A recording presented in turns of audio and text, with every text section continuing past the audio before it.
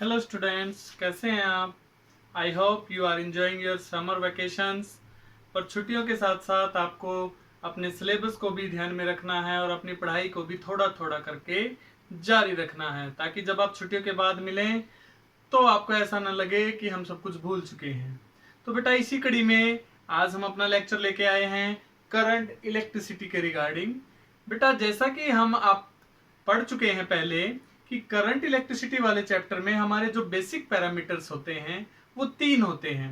ठीक है, पहला पैरामीटर होता है इलेक्ट्रिक करंट, जिसके बारे में मैंने आपको बताया था कि इलेक्ट्रिक करंट क्या होता है, कैसे प्रोड्यूस होता है, क्या इसकी डायरेक्शन रहती है इलेक्ट्रिक सर्किट में। क्योंकि सर्किट के ये तीन पैरामीटर्स ही हमें देखने को मिलते हैं जब भी कोई सर्किट क्लोज सर्किट होता है और वो काम करता है। ठीक है, दूसरा पैरामीटर हमने पढ़ा था, दूसरी प्रॉपर्टी हमने पढ़ी थी जो कि हमारी थी रेजिस्टेंस की प्रॉपर्टी, कि किस प्रकार से किसी कंडक्टर में से जब करंट फ्लो करता है तो वो कंडक्टर उस करंट के फ्लो का अपोज करता है, जिसको हमने रेजिस्टेंस से पढ़ा था। इसके बारे में भी हमने पढ़ा कि किन किन पैरामीटर्स पर, किन किन फैक्टर्स पर ये रेजिस्टेंस डिपेंड करता है।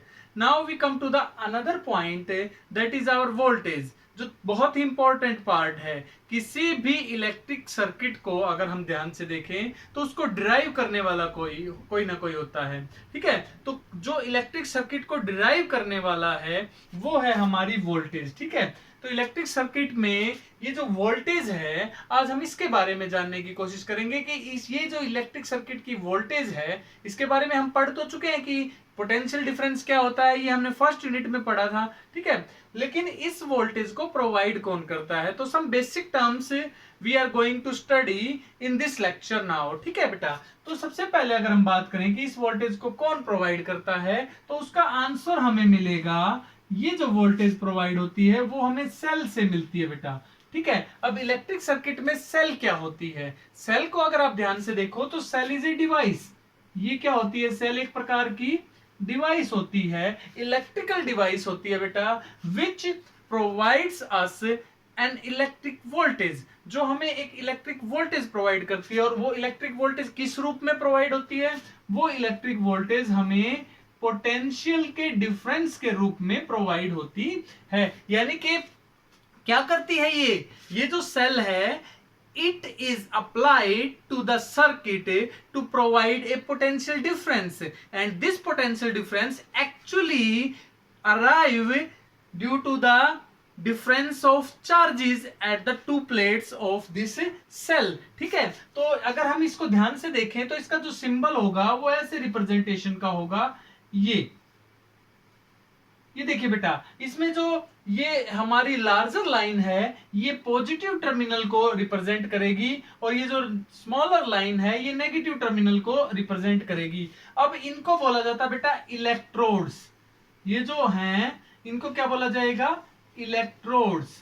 ठीक है, तो this is your positive electrode, this is your negative electrode. ठीक है, तो अगर अब हम ध्यान से देखें तो हमारी जो सेल है वो क्या हुई, एक ऐसी डिवाइस है जिसमें दो टर्मिनल्स होते हैं, दो इलेक्ट्रोड्स होते हैं, एक पॉजिटिव इलेक्ट्रोड और एक नेगेटिव इलेक्ट्रोड। ठीक है, अब ये टर्मिनल्स कैसे बनते हैं, बेसिकली हमारा जो सेल स्ट्रक्चर है आप केमिस्ट्री में भी पढ़ चुके होंगे, हम स्ट्रक्चर को बनाते हैं। हम ये दो रोड्स होती हैं, ये जो दो इलेक्ट्रोड्स होते हैं, basically these are the two rods. जैसा कि आप देख पा रहे हैं कि दो रोड्स होती हैं, उनको हम एक इलेक्ट्रोलाइटिक सॉल्यूशन में डिप कर देते हैं इस प्रकार से। तो ये combination of two rods and electrolytic solution, ये इसको हम बोलते हैं इलेक्ट्रोलाइट। ठीक है, इलेक्ट्रोलाइट, और इसको क्या बोलेंगे, इलेक्ट्रोड। तो ये क्या होता है, जब इसमें केमिकल रिएक्शन होती है तो केमिकल रिएक्शन होने से जो पॉजिटिव चार्ज जिस रोड पर आ जाता है उसको पॉजिटिव रोड बोला जाता है। नेगेटिव चार्ज यानी कि आयंस की फॉर्म में आएगा बेटा, जिस रोड पर नेगेटिव चार्ज एक्युमुलेट हो जाता है उसको नेगेटिव रोड बोला जाता है। तो देखिए यहां पर एक रोड पर पॉजिटिव पोटेंशियल डेवलप हो गया, एक रोड पर नेगेटिव पोटेंशियल डेवलप हो गया, और ध्यान से देखा जाए तो दोनों रोड्स के बीच में एक पोटेंशियल का डिफरेंस बन गया। और यह पोटेंशियल डिफरेंस अगर सर्किट में अप्लाई कर दिया जाए तो it provides a force. To the circuit. तो ये जो पोटेंशियल डिफरेंस है एक फोर्स प्रोवाइड करेगा सर्किट को और जिससे सर्किट में करंट फ्लो होगा। ठीक है, तो ये हमारी सेल के बारे में हमने जानने की कोशिश की कि सेल होती क्या है। अगर सेल इस प्रकार से रिप्रेजेंट की गई है, दो टर्मिनल्स इस प्रकार से रिप्रेजेंट किए जाते हैं, तो ये हमारी फिक्स सेल होती है बेटा।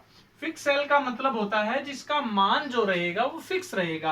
अगर इसके साथ ये एरो दी गई है तो इसका मतलब ये जो सेल रहेगी हमारी, ये वेरिएबल सेल रहेगी, इसकी वैल्यू चेंज हो सकती है। क्लियर हो गई बात? ठीक है, अब हमारे पास ये सेल है। सेल आपने देखे भी हैं, ड्राई सेल्स बेसिकली हम देखते हैं, घड़ियों में यूज करते हैं। ठीक है, और भी बहुत सारे टॉयज में हम इसका इस्तेमाल करते हैं। तो आपने सेल को ध्यान से देखा हो, मैं उसका एक सिंपल सा स्ट्रक्चर बनाता हूं। आपने इस प्रकार से उस सेल को देखा होगा कि इस रूप में हमारे पास एक सेल होता है। ठीक है, तो इसमें हमारे पास एक नेगेटिव और एक पॉजिटिव टर्मिनल होता है। अब ये देखो बेटा, ये सेल जब सर्किट में यूज होगी तो मैंने क्या कहा कि it will provide a driving force. ठीक है, so that current can flow in the circuit. Clear हो गई बात? ठीक है, अब इस सेल के अंदर हम बात करें कि इस सेल को मैं लेके घूम रहा हूं। ठीक है, तो वो जो सेल है उसके दोनों के दोनों टर्मिनल्स के बीच का जो पोटेंशियल डिफरेंस होता है, कब? जब सर्किट को लेकर मैं घूम रहा हूं, यानी कि मैंने उस सेल को किसी भी सर्किट में कनेक्ट नहीं किया है, तो उसको बोला जाता है, यानी कि फ्री कंडीशन में जब सेल है हमारे पास इस प्रकार से, तो उसके जो टर्मिनल्स के बीच का पोटेंशियल डिफरेंस होता है उसको डिफाइन किया जाता है बेटा ईएमएफ से, electromotive force. EMF is the maximum potential difference between the two terminals of a cell। किसी सेल के दो सिरों के बीच का मैक्सिमम पोटेंशियल डिफरेंस EMF कहलाता है।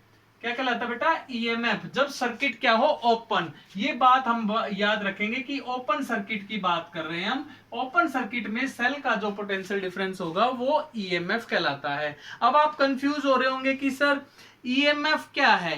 क्या यह एक फोर्स है? इलेक्ट्रोमोटिव फोर्स इसका नाम है, बट ऐसा नहीं है बेटा। इलेक्ट्रोमोटिव फोर्स इसका नाम है, बट यह एक फोर्स नहीं है। इलेक्ट्रोमोटिव फोर्स या EMF क्या बेटा?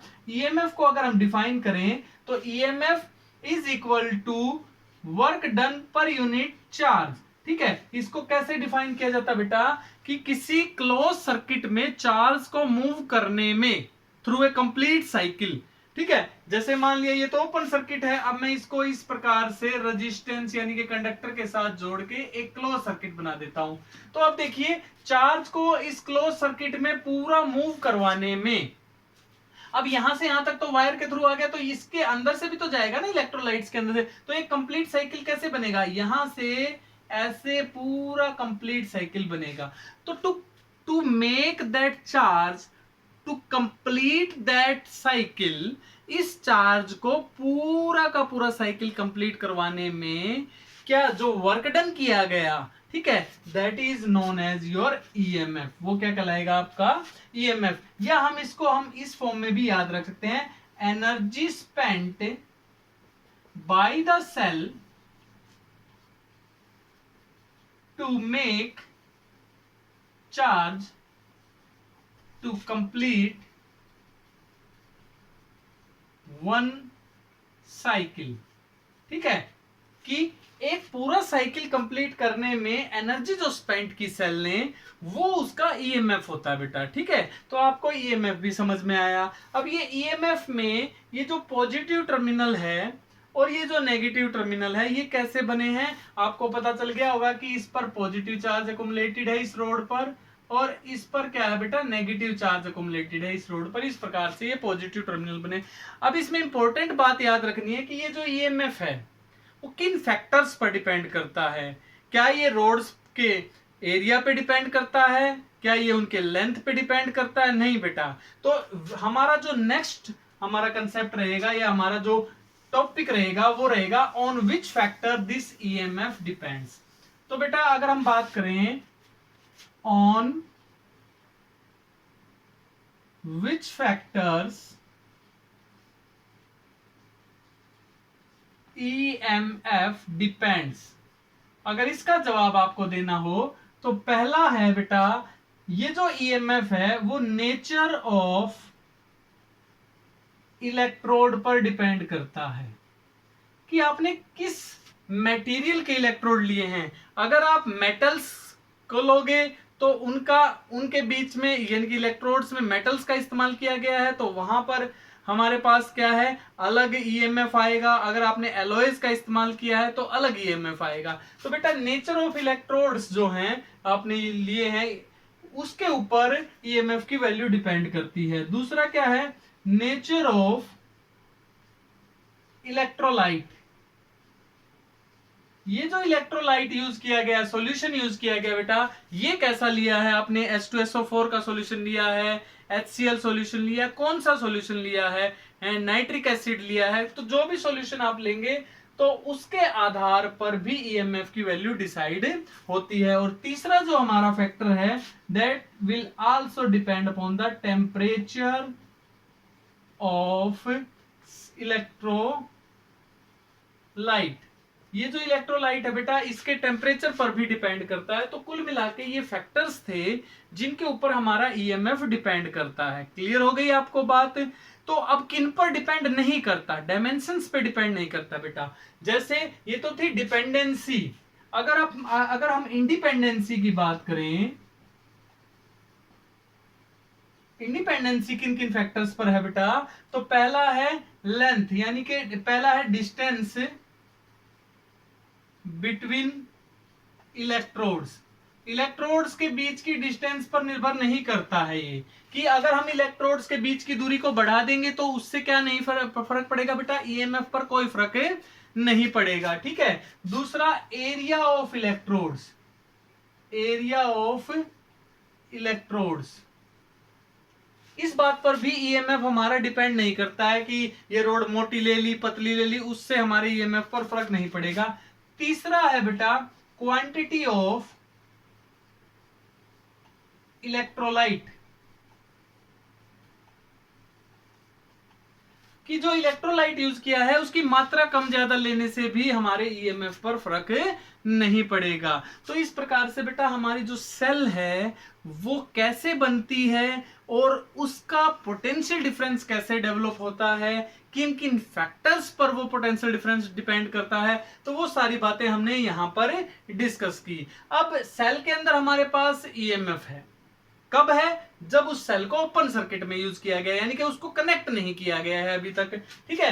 बट अगर हम इस सेल को एक सर्किट के साथ कनेक्ट करके क्लोज कर देते हैं, जैसा कि आप देख पा रहे हैं कि इस सेल को जैसे मैंने एक रेजिस्टेंस यानी कि कंडक्टर के साथ कनेक्ट करके सर्किट में यूज कर लिया, तो अब क्या होगा, अब बेटा ये जो सेल है इसका टर्मिनल्स के बीच का पोटेंशियल डिफरेंस डेवलप हो जाएगा। वो भी टर्मिनल्स के बीच का पोटेंशियल डिफरेंस था, but because of this current flow there is some loss of potential difference, यानी कि पोटेंशियल डिफरेंस में कुछ कमी आएगी। जो ईएमएफ है यानी कि ईएमएफ ऑफ सेल डिक्रीजेस, हम ये कह सकते हैं when cell is used in close circuit. ठीक है। जैसे ही सर्किट में सेल को, क्लोज सर्किट में सेल को यूज किया जाएगा तो उसका ईएमएफ क्या हो जाएगा, डिक्रीज हो जाएगा। अब क्लोज सर्किट में जो टर्मिनल्स के बीच का डिफरेंस बचेगा, इन दोनों टर्मिनल्स के बीच में पोटेंशियल का जो डिफरेंस बचेगा उसको हम बोलेंगे टर्मिनल पोटेंशियल डिफरेंस। तो इसको कैसे डिफाइन करेंगे, ये तो आपको अब समझ में ही आ गया होगा। Terminal potential difference is the potential difference between two terminals of a cell when circuit is closed, when it is used in a closed circuit। Clear होगी बात कि जब सर्किट को क्लोज किया जाता है तब उस सेल के पोटेंशियल टर्मिनल्स के बीच का जो पोटेंशियल डिफरेंस होता है उसको नाम दिया जाता है बेटा टर्मिनल पोटेंशियल डिफरेंस, और इसको लिखा जाता है V से। ये जो V है, अब आपको समझ में आया होगा कि ये जो V है ये क्या है, ये V एक्चुअली में बेटा टर्मिनल पोटेंशियल डिफरेंस है। और ये E जो था, E इसको हम डिनोट करेंगे ई से। तो ये क्या था बेटा, ईएमएफ था। तो ईएमएफ में और टर्मिनल पोटेंशियल डिफरेंस में आपको अंतर समझ में आ गया होगा। अब क्वेश्चन अराइज होता है कि ये जो V है और ये जो E है, इन दोनों में डिफरेंस क्या है। ठीक है, ये तो क्लोज सर्किट का है, पहली बात तो आपको समझ में आई, वो ओपन सर्किट का है। ठीक है, दूसरी बात, इन दोनों का बेसिक डिफरेंस क्या है। इन दोनों का बेसिक डिफरेंस अराइज होता है वो सेल के रेजिस्टेंस के कारण अराइज होता है बेटा, कि जो सेल होती है उस सेल के इलेक्ट्रोड्स और इलेक्ट्रोलाइट जो उसमें यूज किया गया है, उनका अपना क्या होता है। जब करंट फ्लो करना शुरू करता है, मैंने क्या कहा था कि जब भी सर्किट में करंट फ्लो करेगा तो वो जो मटेरियल यूज हुआ है, कंडक्टर जो यूज हुआ है, वो अपना अपोज शो करेगा। ठीक है, और वो अपोज किसकी फॉर्म में होता है, रेजिस्टेंस की फॉर्म में। तो इस प्रकार से जब इस सेल में से भी जब करंट फ्लो करेगा तो यह सेल भी, इसका जो मटेरियल यूज किया गया है वो भी अपोज शो करेगा। तो उसको हम बोलेंगे इंटरनल रेजिस्टेंस। तो अगर हमारा जो टॉपिक है वो क्या है, what is your internal resistance of a cell. क्या होता है बेटा internal resistance of a cell, it is the resistance offered by the cell in closed circuit। सीधी सी बात है बेटा कि जो सेल है वो रेजिस्टेंस ऑफर करती है, कब, जब क्लोज सर्किट होता है बेटा। ओपन सर्किट की बात नहीं कर रहा, जब सर्किट को क्लोज कर दिया जाता है तो उस समय एक कंडीशन मेंटेन होती है कि करंट फ्लो कर रहा है, अब करंट जीरो नहीं है। ठीक है, तो जब सर्किट में से करंट बहेगा तो उस समय जो सेल है वो भी इंटरनल रेजिस्टेंस शो करेगी। तो उसको हम इंटरनल रेजिस्टेंस की फॉर्म में क्या कर लेंगे, मेजर कर लेंगे। ठीक है, तो अब हमारा क्वेश्चन ये अराइज होता है कि ये जो इंटरनल रेजिस्टेंस है ये सेल ने क्यों शो किया, क्यों दिखाया ये रेजिस्टेंस। ठीक है, तो कौन से ऐसे फैक्टर्स हैं जिनके कारण सेल ने जैसे ही सर्किट को क्लोज किया गया ऑफरिंग कर दी, क्या ऑफरिंग कर दी, रेजिस्टेंस की ऑफरिंग कर दी। तो हमारा नेक्स्ट पार्ट है कि on which factors internal resistance depends. किन ऐसे फैक्टर्स पर इंटरनल रेजिस्टेंस है वो डिपेंड करेगा। कौन कौन से फैक्टर्स आपको नजर आ रहे हैं बेटा, जब इस सेल में से करंट फ्लो करेगा तो पहला फैक्टर होगा नंबर 1, वो होगा डिस्टेंस, जिन पर हमारा ईएमएफ डिपेंड नहीं कर रहा था। पहला वही है, डिस्टेंस बिटवीन इलेक्ट्रोड्स। ये जो इलेक्ट्रोड्स यूज किए गए हैं, अगर इनको ज्यादा दूरी पर रखोगे, ठीक है, तो ऑब्वियसली क्या होगा, इंटरनल रेजिस्टेंस बढ़ जाएगा, क्योंकि डिस्टेंस पर डिपेंड करता है। तो इलेक्ट्रोड्स के बीच की जो दूरी है उसके डायरेक्टली प्रोपोर्शनल होता है क्या, हमारा इंटरनल रेजिस्टेंस। दूसरा है एरिया ऑफ इलेक्ट्रोड्स, जो हमारे इलेक्ट्रोड्स यूज किए गए हैं उन पर भी डिपेंड करता है इंटरनल रेजिस्टेंस।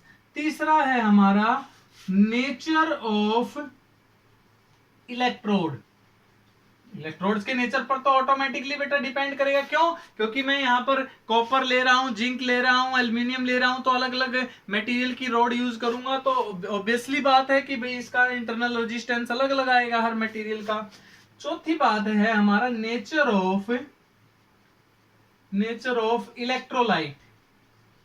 जो हमने इलेक्ट्रोलाइट यूज किया है उसके नेचर पर भी हमारा इंटरनल रेजिस्टेंस डिपेंड करता है। तो आपको ये सारे फैक्टर समझ में आ रहे होंगे कि अगर हम इनका एरिया बढ़ा दें, रोड्स का, इनके बीच की दूरी को कम ज्यादा कर दें, इनका मटेरियल चेंज कर दें, इलेक्ट्रोलाइटिक मटेरियल चेंज कर दें, तो इन सारे पैरामीटर्स का किसके ऊपर इफेक्ट पड़ेगा, इंटरनल रेजिस्टेंस पर इफेक्ट पड़ेगा। ठीक है बेटा, तो बेसिकली हमने अब क्या सीखा कि अगर हमारे पास ये जो वोल्टेज नाम का पैरामीटर है, ठीक है, तो इस वोल्टेज नाम के पैरामीटर को किससे प्रोवाइड किया जाता है, सेल या बैटरी से प्रोवाइड किया जाता है।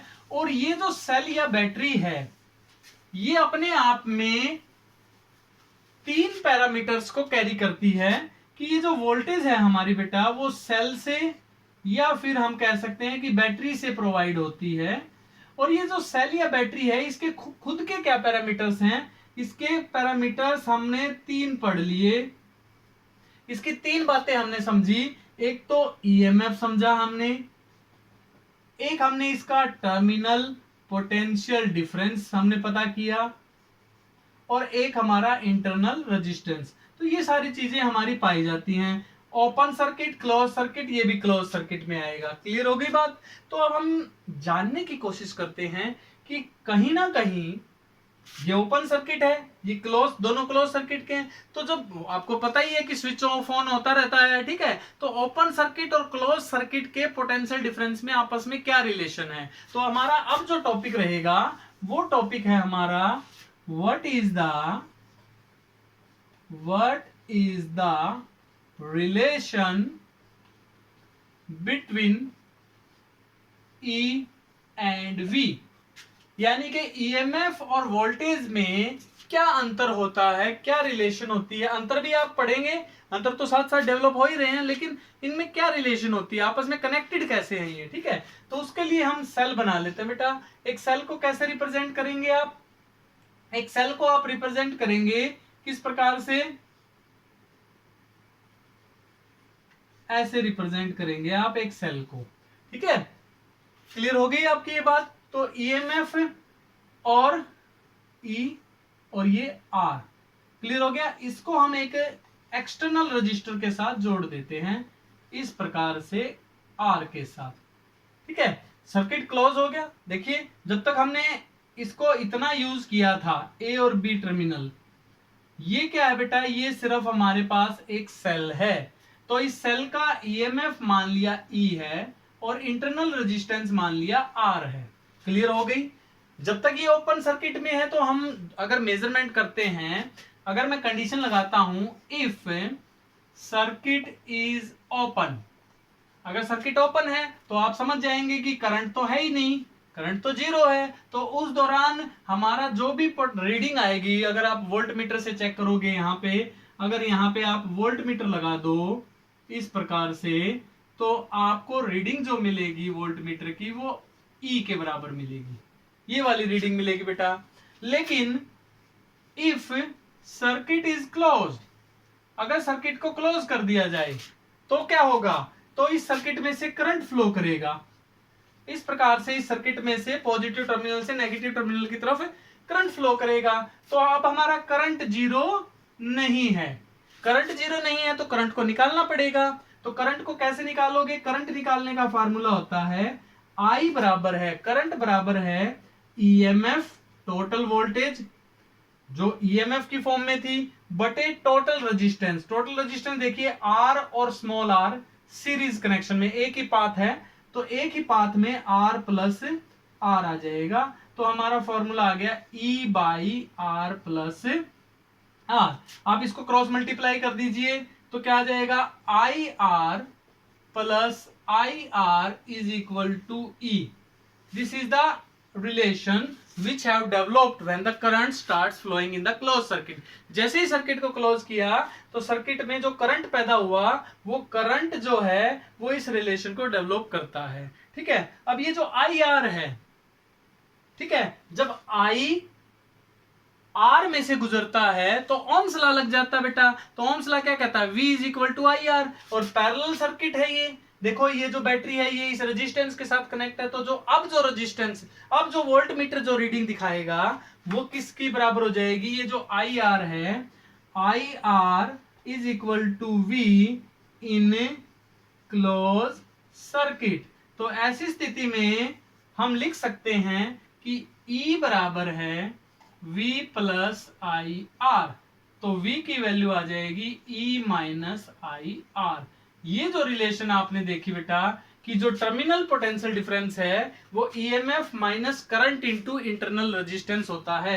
ये जो फैक्टर है ये घट रहा है, ये भी पोटेंशियल ड्रॉप है। ये जो आई आर है, आई आर क्या है बेटा? Potential drop due to internal resistance of cell. Cell के इंटरनल रेजिस्टेंस के कारण जो पोटेंशियल ड्रॉप हुई है वो हमारे पास आ गई। तो टर्मिनल पोटेंशियल डिफरेंस जो आ गया वो E माइनस आई आर आ गया। यहां से हमें पता चलता है कि टर्मिनल पोटेंशियल डिफरेंस हमेशा या तो छोटा रहेगा या फिर मैक्सिमम कितना हो सकता है, बराबर हो सकता है। तो आप ये बात दिमाग में डाल के रखें कि जब भी सर्किट क्लोज होगा उस टाइम आप जो मेजरमेंट करते हैं वो होता है टर्मिनल पोटेंशियल डिफरेंस, लेकिन जब सर्किट ओपन होता है उस टाइम आप जो मेजरमेंट करते हैं वो होता है EMF. Terminal potential difference EMF से हमेशा कम होता है। बराबर कब हो सकता है, वो ओपन सर्किट में हो सकता है। ठीक है, अब बात आती है कि जब ये हो नहीं सकता ज्यादा, तो अब हम एक सिचुएशन लेंगे ना, इसको चार्ज भी तो करेंगे ना। तो हम बैटरी को चार्ज करते हैं, तो अब जब हम अप्लाई जो करते हैं वो जो पोटेंशियल होता है अप्लाइड पोटेंशियल डिफरेंस, जब हम मान लिया हमारे पास बैटरी है, वो चार्जेबल सेल्स भी आते हैं ना जिनको चार्ज किया जा सकता है, तो जब हम सेल की चार्जिंग करते हैं तो उस पर आप बैटरी लगा देते हैं, तो वो जो बैटरी है उसका ईएमएफ इस ईएमएफ से ज्यादा होना चाहिए, तभी वो चार्ज हो पाएगी, अदरवाइज चार्ज नहीं होगी। ठीक है, तो ये बात आपको क्लियर रखनी है। तो आपको डिफरेंसेस भी पता चल गए होंगे अब कि बैटरी या सेल जो होती है उसके पैरामीटर्स में आपस में क्या डिफरेंस होता है, आपको क्लियर हो गया ये। अब ध्यान से देखिए बेटा, इस रिलेशन को थोड़ा सा और हम स्टडी कर लेते हैं, E माइनस आई आर। ध्यान से देखिए बेटा, ये रिलेशन है, क्लियर हो गई। या हम इस रिलेशन को E से पहले E इज इक्वल टू क्या करेंगे, आई R plus I are, clear होगी। ठीक है, तो ये जो ईएमएफ है ये एक्सटर्नल रेजिस्टेंस पे डिपेंड करता है। अगर हमारा इंटरनल रेजिस्टेंस मान लिया जीरो है, मान लिया जो सेल है उसका इंटरनल रेजिस्टेंस जीरो है, तो ई किसके बराबर आ जाएगा, आई आर के बराबर आ जाएगा, आई आर के बराबर आ जाएगा। तो ऐसी स्थिति में हम कह सकते हैं कि E is directly proportional to R. ठीक है, रेजिस्टेंस बढ़ेगा, रेजिस्टेंस बढ़ेगा तो ईएमएफ भी क्या होगा, बढ़ेगा। लेकिन ऐसा नहीं होता है, आपको याद रखना है कि ये रिलेशन क्या कहती है, ये रिलेशन ये शो कर रही है कि रेजिस्टेंस के बढ़ने से, एक्सटर्नल रेजिस्टेंस के बढ़ने से ईएमएफ पर इफेक्ट पड़ना चाहिए, ईएमएफ भी बढ़ जाना चाहिए। यानी कि इस रिलेशन के अकॉर्डिंग सेल का cell's EMF increases when external resistance increases। ऐसा ही होना चाहिए बेटा, बट ऐसा नहीं होता है, ऐसा नहीं होता है। आपको याद रखना है कि ये जो ईएमएफ है, EMF of a cell is independent, independent होता है ऑफ कैपिटल आर।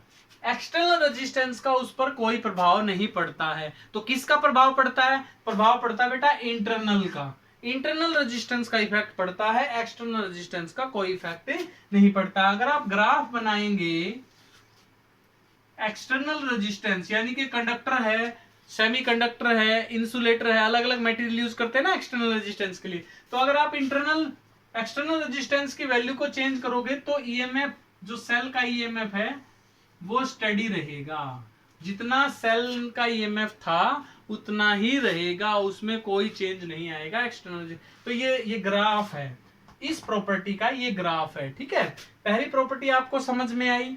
दूसरी प्रॉपर्टी अब ध्यान से देखिए, यहीं से निकालेंगे हम। दूसरी प्रॉपर्टी क्या है बेटा, देखिए कि V इज इक्वल टू, ठीक है, E माइनस आर इंटू आई। ध्यान से देखिए बेटा, ये तो कांस्टेंट टर्म है, ये तो फिक्स रहेगी क्योंकि इसका तो एक्सटर्नल रेजिस्टेंस का कोई इफेक्ट पड़ेगा नहीं इसके ऊपर। तो ये जो V है, V ध्यान से देखिए बेटा कैसे डिपेंड कर रही है। अभी ये जो V जो वोल्टेज है वो डायरेक्टली प्रोपोर्शनल टू आर आ रही है। ये जो टर्मिनल पोटेंशियल डिफरेंस है वो इंटरनल रेजिस्टेंस के डायरेक्टली प्रोपोर्शनल आ रहा है, और माइनस आर आ रहा है। माइनस आर का मतलब स्ट्रेट लाइन तो आएगी, लेकिन माइनस आर आने का मतलब है डिक्रीजिंग होगा। तो अगर हम ग्राफ बनाएं किसका, V का, किसका ग्राफ बनाएं बेटा, V का, किसके साथ ग्राफ बनाएं, स्मॉल r के साथ ग्राफ बनाएं, तो हमें एक ऐसी स्ट्रेट लाइन मिलेगी जिसका स्लोप जो है वो नेगेटिव है। कितना स्लोप है बेटा, दिस इज द, एक्चुअली ये जो लाइन है this is the equation of straight line. ये एक स्ट्रेट लाइन की इक्वेशन को रिप्रेजेंट कर रहा है, जैसे y is equal to minus M X plus C होता है ना, c क्या है, इंटरसेप्ट, y इंटरसेप्ट। ध्यान से देखिए बेटा, अगर मैं इसको कंपेयर करूं, v is equal to minus R I plus E. देखो बेटा, c की जगह तो e काम कर रहा है, x की जगह वेरिएबल कौन है, i, और m माइनस m देखो यहाँ पे का काम कौन कर रहा है, r। तो ये जो स्मॉल r है ये स्लोप का काम करेगा, slope of current line, slope of, sorry ये r नहीं आएगा यहाँ पे i आएगा। तो स्लोप ऑफ करंट लाइन हमारे पास यहाँ पे आ जाता current voltage graph. Current voltage graph का जो स्लोप होता है वो आर आ जाएगा, माइनस आ गया है तो नेगेटिव ग्राफ आ जाएगा। और ये वाई एक्सिस को कहां पर काटेगा, वो हमारा हो जाएगा ई, इंटरसेप्ट ई पर। किस पर काटेगा बेटा, ई पर। तो इस प्रकार से आपने देखा कि हमारा जो डिपेंडेंसी है पैरामीटर्स की एक दूसरे के ऊपर, यानी कि ई वी आई आर, चार मैंने लिख दिया अब यहाँ पे, ई वी आई आर, इनकी आपस में क्या क्या डिपेंडेंसी है वो आपने देख ली है। ठीक है, तो फिर से एक लास्ट लाइन क्या क्या लिखी थी मैंने, ई माइनस आई आर, ये रिलेशन थी बेटा। हमें एक क्वेश्चन ये भी आ सकता है कि कैलकुलेट, न्यूमेरिकल भी आ सकता है बेटा, calculate internal resistance of cell. अगर आपको इंटरनल रेजिस्टेंस ऑफ सेल निकालना हो तो कैसे निकालेंगे, यहां से देखिए बेटा, तो क्या रिजल्ट आएगा, I R is equal to E minus V. यार इधर आ गया, ई माइनस वी इधर आ गया, तो आर की वैल्यू क्या आ जाएगी, E minus V by I, E minus V by I. This is the relation to calculate the internal resistance. अब आप कहोगे सर इन आई की, अगर आपको ई की वैल्यू पता है, वी की वैल्यू पता है, आई की वैल्यू पता है, अगर आप मेजरमेंट कर पा रहे हैं, वोल्ट मीटर है आपके पास, एमीटर है, तो आप internal resistance of a cell इस फार्मूले से निकालेंगे। अदरवाइज आई की वैल्यू कैलकुलेट की जा सकती है। ठीक है, आई क्या होता है, आई हमारे पास क्या होता है बेटा, आई क्या होता है, ई बाई आर, ये होता है ना, ई बाई आर। तो ई बाई आर ये हमने क्लोज सर्किट में पढ़ा था ना। और v क्या होता है, आई आर होता है। ठीक है, तो v is equal to I into R होता है। तो हम यहां से क्या कर पा रहे हैं, v is equal to I R, I की value e upon R plus R into R is equal to we.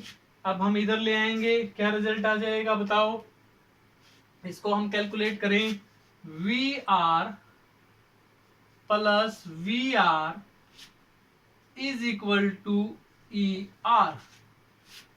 Are वाली टर्म इकट्ठी कर लेते हैं, उधर ले जाओ, V R is equal to E R minus V R, E minus V, ठीक है, इंटू आर।